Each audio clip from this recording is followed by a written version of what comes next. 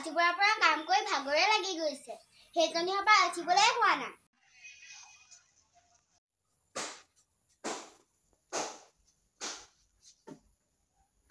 মাজনী কা কা কৰিবলৈ হলে শুবলৈ শান্তি দিয়ে অকমান ৰাতিপুৱাৰ এইবাৰ মোক দুখিবলৈ হলে কিনো বোৱাৰী আনিলে সেইজনী 8টা বজালৈকে বিচনাতে থাকে ঐ বোৱাৰী চাহ অকমান দেছো মা দিছো ৰব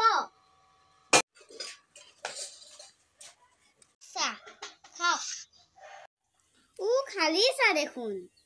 খাও